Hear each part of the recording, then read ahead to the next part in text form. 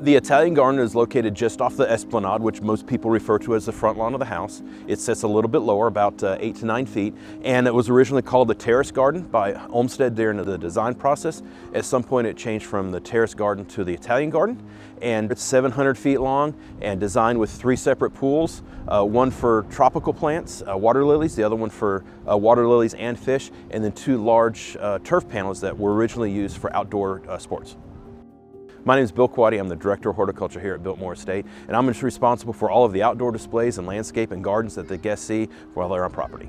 And this hedge that is behind me was an American holly hedge up and through about the late 60s, early 70s. We're not quite sure whenever it was changed over to a hemlock hedge. And the hemlock tree will grow naturally 80 feet tall, and we were trying to keep the hedge in about 10 to 11 feet. This one we noticed that the woolly elders was getting in here. It was just causing some damage to the shrub. We needed to do something, and that was the removal of the hedge and then do research to find out what that original plant was that Olmsted specified here. And once we had that figured out, then it's just a matter of how do we go about replacing the hedge. Process took a little over 5.5 years. If you count the time when we took that first cutting from the holly hedge down in the wall garden to the time that we put the last tree in an urn, it's about 5.5 years. And once the cuttings got going, and then it was time to go ahead and order the new urns. We order them from the same mold, the same company that the original 1895 urns would have been made.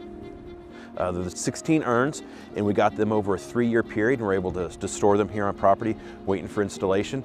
And then it was just a matter of working with the grower to find out, okay, when do you feel comfortable that the plants are going to be ready? And he identified that the fall of 2023 was going to work out great for them. After the gardens go to bed in the fall, so we could close down this garden. Then it was time to start on the actual removal of the hemlock hedge. We removed all the hemlock hedge in the roots that they have, and then the contractor went through and actually regraded this walking surface that's behind me. So we are able to open it up to 18 feet, which is the original walking dimension that both Hunt and Olmsted specified for here. So once we got that done, then it was a matter of rerunning all of the electrical, as well as redoing the irrigation to make sure that the plants will live going forward. Once we got that done, then it was a matter of to set the pavers that the urns sit on, and then staff could come in and we could start digging and planting the hollies. Once we got done with that, putting the urns in and then putting the plants in the urns. The mission statement of Biltmore is the preservation of Biltmore Estate as a privately owned, profitable working estate. So everything that we do is to preserve what we have here. And this hedge was a prime example of that, being able to preserve something that Olmsted envisioned, the family got to see, and we're able to reintroduce to our guests today. So I encourage you to come and see this hedge.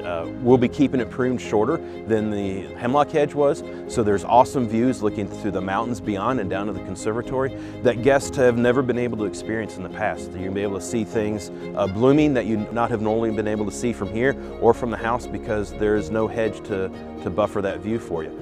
So please come and see the changes that we'll have.